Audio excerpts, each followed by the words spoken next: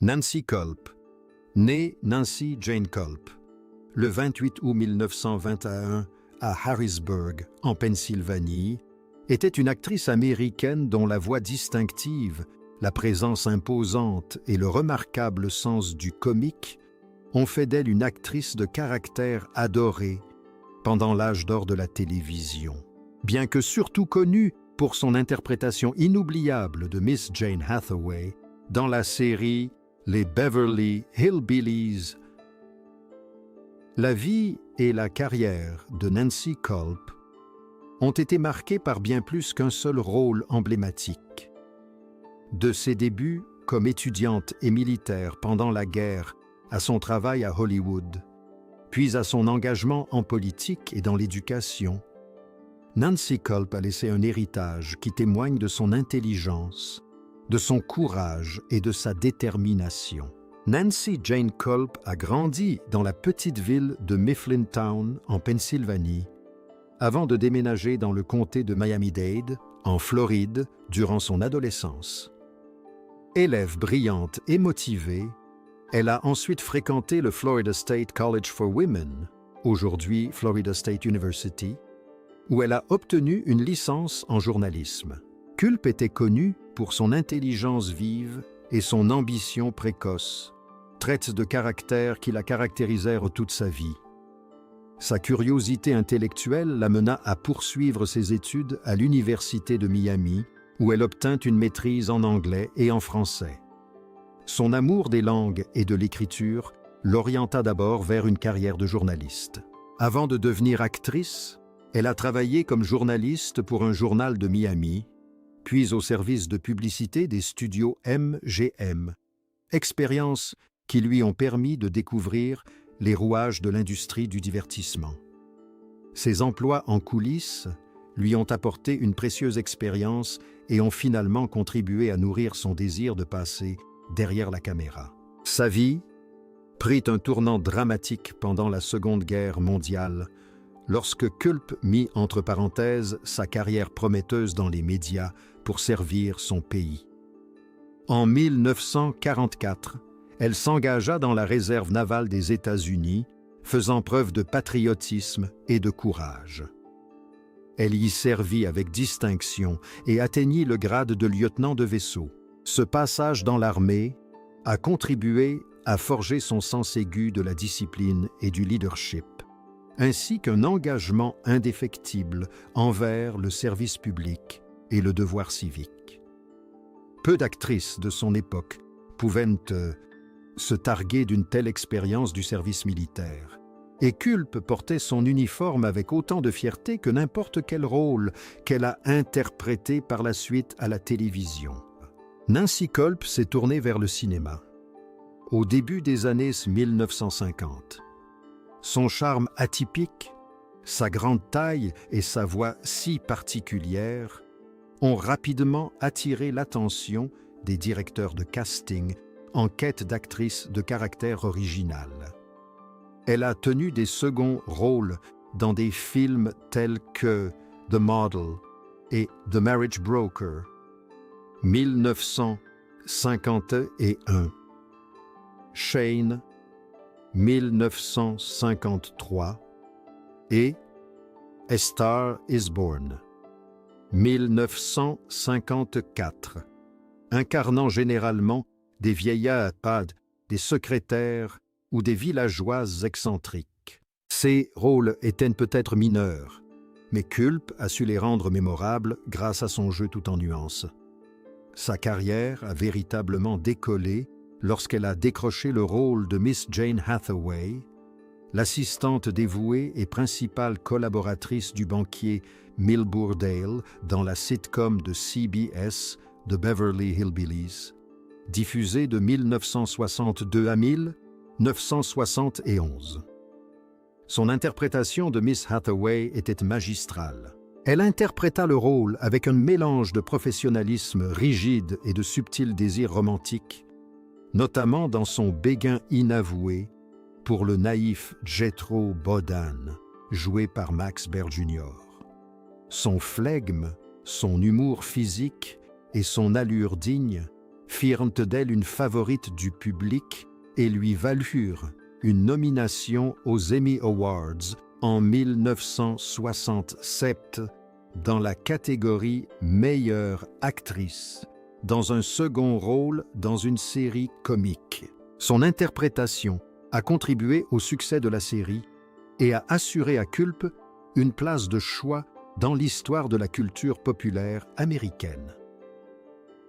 Outre son rôle dans les Beverly Hillbillies, elle a joué dans des dizaines de séries télévisées entre les années 1950 et 1980, notamment Perry Mason, The Bob Cummings Show, Sanford and Son, La Croisière s'amuse et Murphy Brown. Sa polyvalence lui a permis d'aborder avec autant de talent des rôles comiques que dramatiques. Elle a également prêté sa voix à plusieurs séries télévisées d'animation, démontrant ainsi l'étendue de son registre vocal et son style unique. Après sa carrière dans le divertissement, Culp a entamé une nouvelle étape de sa vie, marquée par le service public et l'éducation. Au début des années 1980, elle se présenta aux élections législatives dans le 9e district de Pennsylvanie sous l'étiquette démocrate, défendant la justice sociale, la protection de l'environnement et l'amélioration de l'éducation. Bien qu'elle ait finalement perdu l'élection, en partie à cause d'une forte opposition républicaine et du manque de soutien controversé de son ancien partenaire à l'écran, Buddy Eason, sa candidature illustra son courage et ses principes inébranlables. Après sa campagne politique, Culp est retournée à l'enseignement. Elle a enseigné l'art dramatique au Juniata College en Pennsylvanie, partageant son expérience et sa passion pour les arts de la scène avec de jeunes acteurs en herbe. Ses élèves l'admiraient pour son honnêteté, son intelligence et son humilité. En classe comme sur les plateaux de tournage, Culp était reconnu pour son souci du détail et sa passion pour la narration. Nancy Culp épousa Charles Malcolm d'Assis le 1er avril 1951 dans le comté de Dade, en Floride, au début de sa carrière dans le monde du spectacle. Leur mariage, relativement discret, dura 10 ans avant de se terminer par un divorce en 1961. Bien que peu de choses soient connues du public sur la nature de leur relation ou les raisons de leur séparation, Culp évoquait rarement son mariage en interview, préférant se concentrer sur sa carrière. Le moment de leur divorce a coïncidé avec l'ascension fulgurante de sa carrière télévisuelle, notamment grâce à sa reconnaissance pour son rôle de Miss Jane Hathaway dans la série The Beverly Hillbillies, qui a débuté l'année suivante, en 1962. La dissolution de ce mariage a marqué un tournant dans sa vie personnelle. Après quoi Culp est resté célibataire, consacrant une grande partie de son temps à son travail, puis au service public et aux œuvres caritatives. Après avoir définitivement pris sa retraite d'actrice à la fin des années 1980, Culp entama une phase de sa vie plus paisible et introspective. Elle s'installa d'abord dans une ferme du Connecticut, en quête de tranquillité loin des projecteurs qui avaient autrefois marqué sa carrière. La vie à la ferme lui offrit l'opportunité de renouer avec la nature et de savourer un rythme de vie plus lent, en net contraste avec l'agitation d'Hollywood. Durant cette période, Culp enseigna également l'art dramatique, partageant sa riche expérience avec de jeunes artistes en herbe. Ses élèves la décrivaient souvent comme chaleureuse, perspicace et profondément dévouée à son art, puisant leur inspiration dans son parcours atypique et son authenticité sans faille. Plus tard, Culp s'installa à Palm Springs, en Californie, ville réputée non seulement pour ses paysages désertiques pittoresques et ses résidences célèbres, mais aussi pour son fort esprit communautaire et son engagement envers les œuvres caritatives. À Palm Springs, Culp s'est investi pleinement dans des actions philanthropiques, consacrant son temps et son énergie à plusieurs organisations locales. L'une de ses principales affiliations était avec la Human Society of the Desert, témoignant de son amour de toujours pour les animaux. Elle soutenait activement les initiatives visant à secourir et à réhabiliter les animaux maltraités ou abandonnés et militait souvent pour une possession responsable d'animaux de compagnie. Culp était également membre de la Desert Theatre League, ce qui lui a permis de rester en contact avec le milieu des arts de la scène. Elle assistait à des représentations, encadrait de jeunes acteurs et participait occasionnellement à des productions théâtrales locales. Cela lui a permis de continuer à nourrir sa passion pour le théâtre même après avoir quitté les plateaux de tournage. Sa présence sur la scène théâtrale locale était saluée et son humilité, ainsi que sa volonté de rendre à la communauté artistique qui l'avait jadis propulsée sur la scène nationale, étaient admirées. Elle s'est également investie auprès de United Cerebral Palsy, une organisation à but non lucratif qui soutient les personnes atteintes de paralysie cérébrale et d'autres troubles du développement.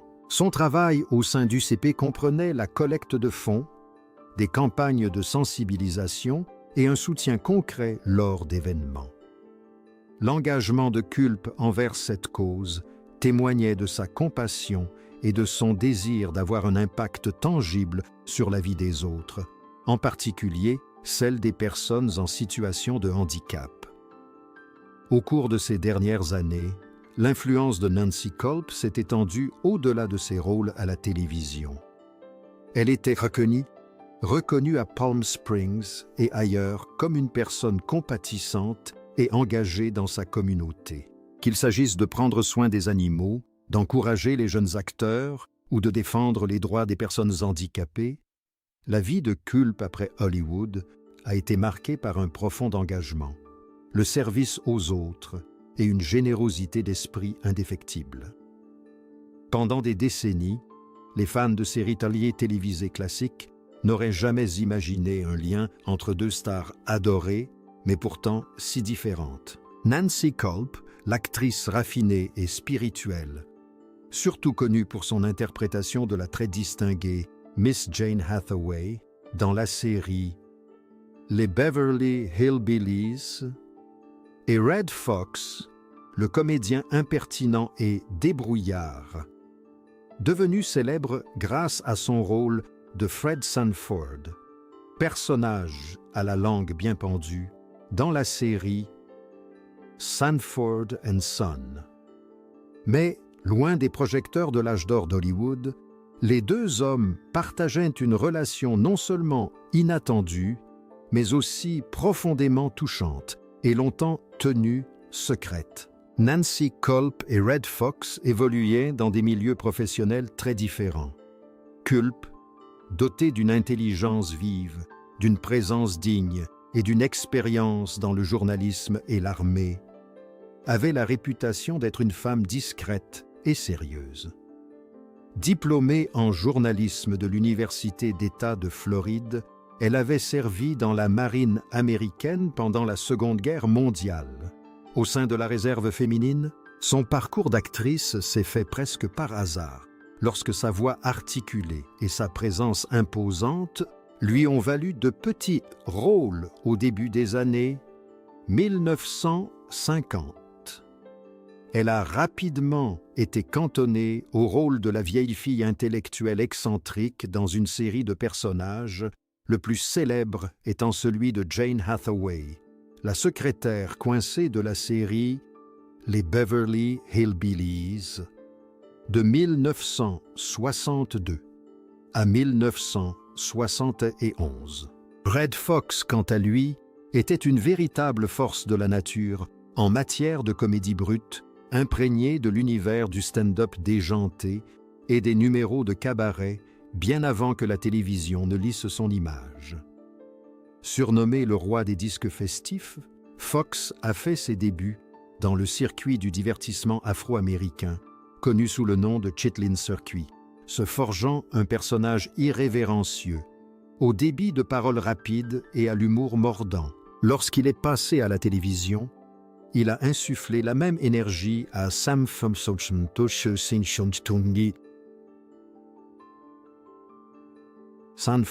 and Son, une série diffusée dans les années 1970 qui l'a rendu célèbre. Son style, son assurance et son franc-parler sans détour le distinguaient du ton réservé et mesuré d'une actrice comme Nancy Kulp. Alors, comment deux personnalités aussi différentes ont-elles pu se rencontrer?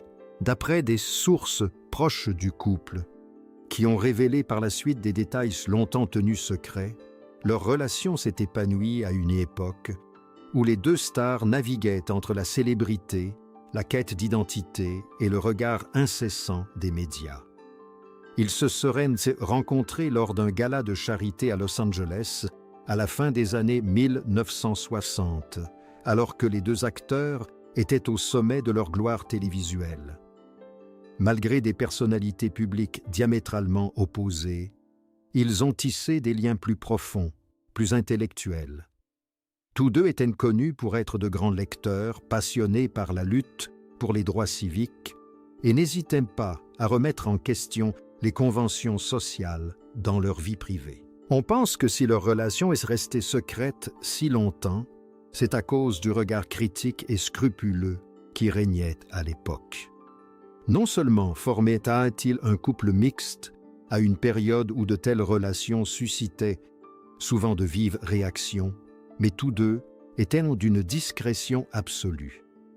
Kulp, qui n'a jamais fait son coming out public en tant que femme homosexuelle ou bisexuelle, était connue pour esquiver les questions sur sa vie privée. Fox, de son côté, avait ses propres raisons de garder ses relations amoureuses secrètes, car il devait déjà gérer une image publique tumultueuse, marquée par plusieurs mariages et des épreuves personnelles. Certains pensent également que leur relation était plus qu'une simple histoire d'amour. Il s'agissait d'une véritable convergence intellectuelle. Kulp admirait l'audace de Fox en matière d'humour et de commentaire social. Fox aurait été séduit par son intelligence, son humour pince sans rire et son sens de l'humour.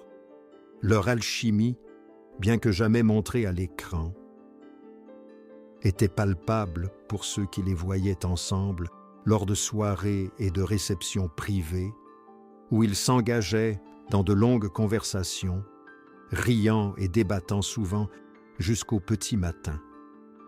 Finalement, leur relation fut peut-être éphémère, ou simplement un chapitre parmi tant d'autres dans leurs vies longues et complexes. Mais à mesure que de nouveaux témoignages ont émergé depuis leur décès, Kulp et Fox sont décédés la même année, la nature de leur lien s'est précisée. Ce qu'ils partageaient n'était pas seulement une romance secrète, mais un respect mutuel et une complicité discrète qui ont défié les attentes et les barrières sociales. Leur histoire nous rappelle avec émotion que même dans le faste et le spectacle d'Hollywood, certaines des relations les plus profondes se nouent loin des projecteurs, ancrées dans l'amitié, la compréhension et la volonté de voir au-delà des rôles que les autres nous assignent. Au final, la vérité, la raison pour laquelle leur relation est restée secrète si longtemps n'était peut-être pas un scandale, mais simplement le désir de protéger quelque chose de rare et d'authentique dans un monde qui a si souvent tendance à juger les gens sur leur apparence. Nancy Kulp, surtout connue pour son rôle de la très distinguée Miss Jane Hathaway dans la série télévisée à succès The Beverly Hillbillies, a dû faire face à de graves problèmes de santé plus tard dans sa vie. Fumeuse invétérée, l'habitude de Kulp a probablement contribué au développement de la maladie qui allait finalement lui être fatale. Comme beaucoup de personnes de sa génération, elle a commencé à fumer à une époque où les risques pour la santé liés au tabagisme étaient encore peu connus et où les cigarettes étaient souvent perçues comme un signe de mode, voire de sophistication. Malheureusement, des décennies de tabagisme allaient avoir des conséquences durables. En 1990, on diagnostiqua un cancer à Culp, une révélation qui marqua le début d'une dernière période difficile et douloureuse de sa vie. Bien que le type précis de cancer n'ait pas été divulgué publiquement, elle entreprit courageusement une chimiothérapie pour tenter de combattre la maladie. La chimiothérapie, traitement éprouvant mais souvent nécessaire, est connue pour ses effets secondaires invalidants, notamment la fatigue, la chute des cheveux, les nausées et l'affaiblissement du système immunitaire. Malgré les épreuves physiques et émotionnelles que le traitement a engendrées, Culp a affronté sa maladie avec la même force et la même dignité qui ont caractérisé une grande partie de sa vie et de sa carrière. Cependant, en 1991, un an seulement après son diagnostic initial, son état s'était considérablement aggravé. Le cancer s'était propagé, signe de métastase, et les traitements étaient devenus inefficaces pour enrayer sa progression. Ses proches, amis et fans étaient dévastés par la dégradation rapide de sa santé. Le 3 février 1991, Nancy Kulp s'est éteinte à l'âge de 69 ans à Palm Desert, en Californie, paisible ville du désert où elle avait passé ses dernières années. Sa disparition a marqué la perte d'une figure unique et adorée de l'histoire de la télévision américaine. Une femme qui a non seulement diverti des millions de téléspectateurs, mais qui a aussi ouvert la voie en tant qu'actrice comique dans un secteur dominé par les hommes. Après son décès, la dépouille de Kulp a été rapatriée en Pennsylvanie, son État natal. Elle repose au cimetière presbytérien de Westminster, à Mifflintown, une petite ville du comté de Juniata. Le cadre paisible du cimetière reflète la dignité discrète de cette femme et offre un lieu où admirateurs et proches peuvent rendre hommage à son héritage. Bien que sa présence physique ait disparu, la contribution de Nancy Kulp à la télévision, ses interprétations mémorables et son esprit pionnier demeurent vivants dans le cœur de ceux qui ont chéri son œuvre et sa vie.